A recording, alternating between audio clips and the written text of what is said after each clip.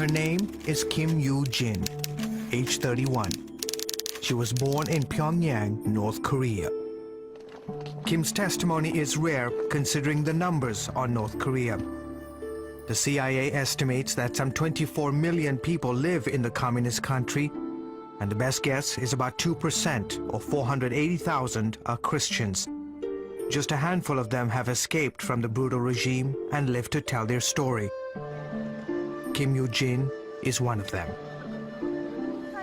Growing up, I was told by the authorities that there was no God in this world. We were ordered instead to worship Kim Il-sung and Kim Jong-il, the leaders of the country. Freedom of religion is guaranteed under North Korea's constitution, but it's never encouraged. What was it like being a believer in North Korea? We met every Saturday evening. My family gathered in the back room of our small apartment. We had to be very quiet. We whispered when we prayed, sang songs, or read the Bible. We often covered our heads to muffle the noise. Growing up, she heard stories of how her city, Pyongyang, was once known as the Jerusalem of the East. In 1945, 13% of the population was Christian. The city was the center of Christianity on the Korean peninsula. Half a century later, Kim's faith made her a target. My parents often asked me to stay outside the apartment on Saturdays to make sure no one was coming while the family prayed inside. We couldn't allow anyone to know what was going on. Over time, the meetings grew to include a few friends and extended family. We had one Bible in the house. My grandmother, who was a believer from the Japanese imperial times, had a Chinese Bible. She translated the Bible by hand into the Korean language on pieces of paper. That's how we read the Bible. We found strength in those pages. But soon the authorities discovered that her father was a secret believer. My father was a tailor in town, and the police suspected something was going on. We believed they planted listening devices in his shop and on his clothes.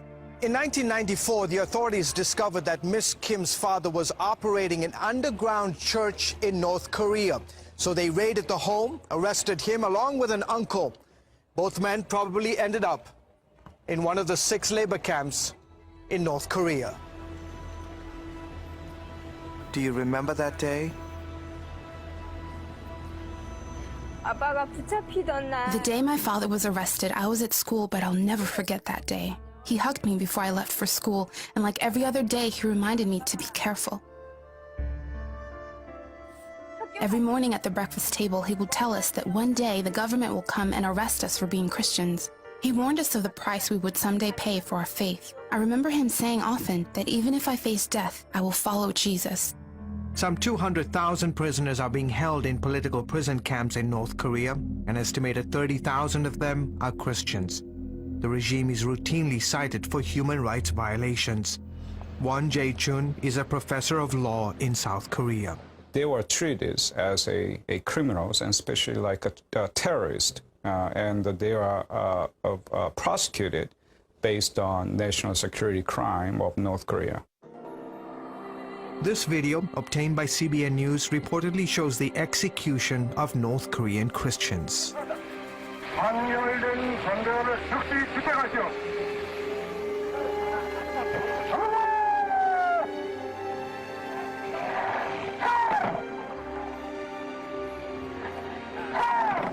Do you think that your father is alive today? No. Everyone knows what happens when government agents arrest Christians in North Korea. They never make it out alive.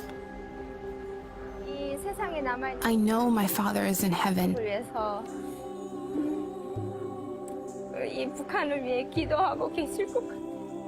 And he's praying for North Korea and my family. Kim's mother, grandmother, and siblings managed to escape that day to the mountains. In 2005, with the help of a Chinese pastor, she crossed the Tumen River and defected to China. Her family followed months later. It was a difficult decision. I knew that if I got caught, I'd be arrested and sent to a prison camp. But my family defected because we were being persecuted in North Korea for our faith. Today she's married and has a baby boy. I am very proud of what she did. Her family has gone through a lot over the years. She's a hero in my eyes. Kim is quick to brush aside those compliments, instead giving honor to the man who laid down his life. I grew up in a land where they said there was no God. But my father told me otherwise. He loved Christ, And for that, he died. She has a dream to one day go back to Pyongyang and share about this love with the people of North Korea. George Thomas, CBN News, Seoul, South Korea.